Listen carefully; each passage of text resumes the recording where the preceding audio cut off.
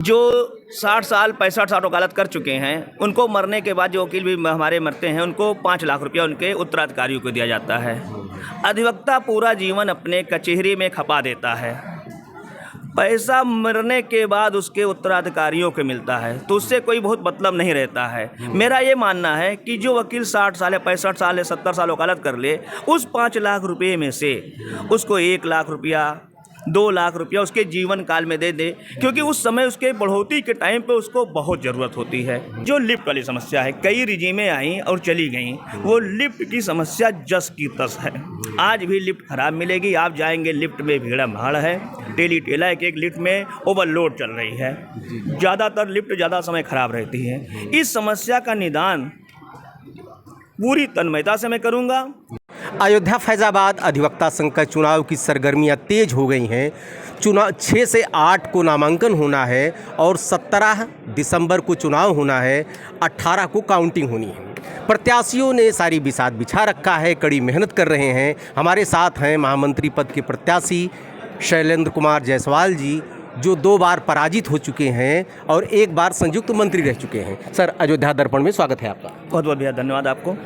ये बताएं कि आप मंत्री पद के प्रत्याशी हैं, 2 बार आप लड़ चुके हैं, रनर रहे हैं, अच्छे मत मिले हैं, सम्मानित मत मिले हैं, आखिर कहाँ चूक हुई आपसे? अब जनता ने थोड़ा से विश्वास उस समय लगता हमारे ऊपर नहीं दिखा पाए, कुछ हमारी रणनीति में कुछ कमी रह गई होगी, या जनता के विश्वास पे हम खड़े नहीं उतर पाए, इसलिए हम थोड़े से कम मतों से पराजित हुए। तीसरे बार चुनाव लड़े तो मैं और मेरी पत्नी डेंगू से पीड़ित होने के कारण चुनाव में भाग नहीं ले पाए। अच्छा। इस बार मैं पूरी ताकत से चुनाव में मंत्री पद के दावेदारी कर रहा हूं, और हमारे अधिवक्ता भाइयों बहनों का सहयोग रहा तो मैं भारी मतों से चुनाव जीतूंगा। जीतने के बाद भी मेरे मन में कुछ ऐसी चीज़ें हैं जो मैं अधिवक्ता संघ के लिए करूंगा कि लोग उसको याद रखेंगे।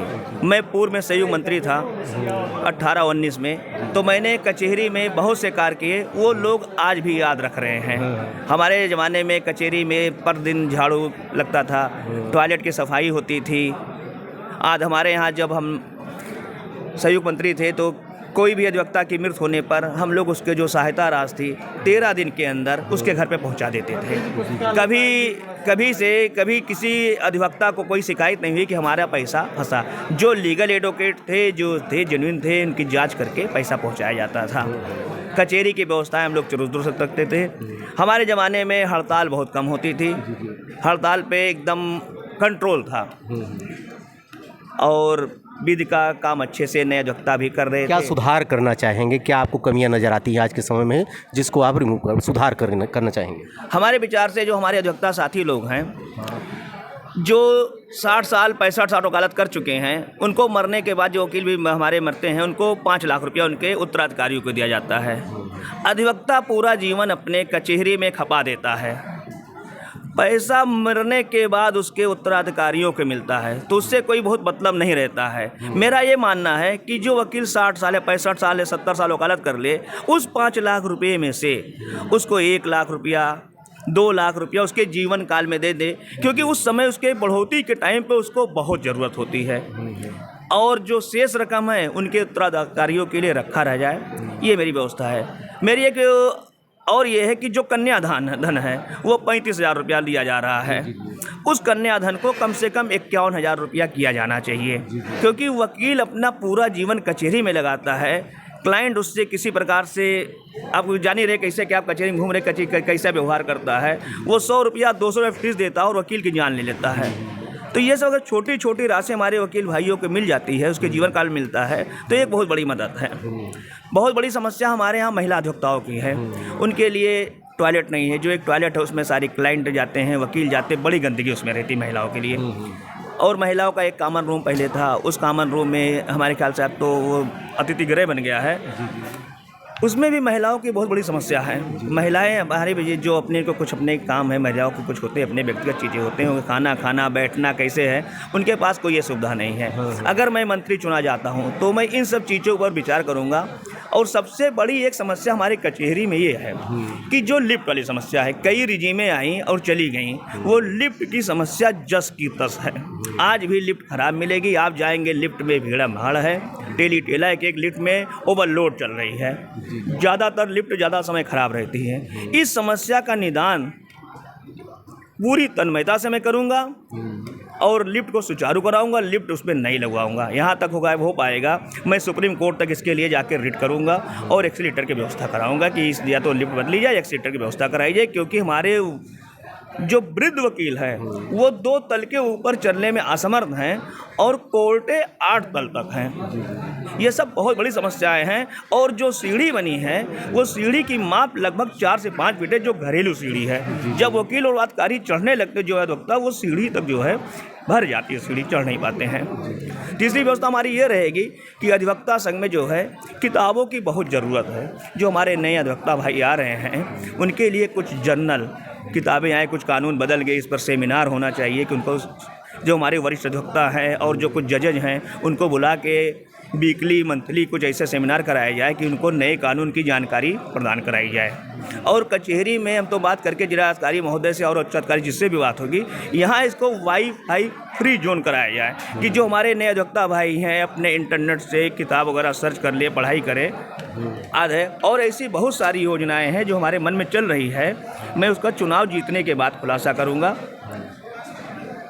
एक चीज़ बताइए, आप नए अधिवक्ताओं के लिए जी नेट वाली तो जो सी बहुत बड़ी समस्या है जी, लेकिन एक हेल्थ इशू बहुत ज़बरदस्त था जी।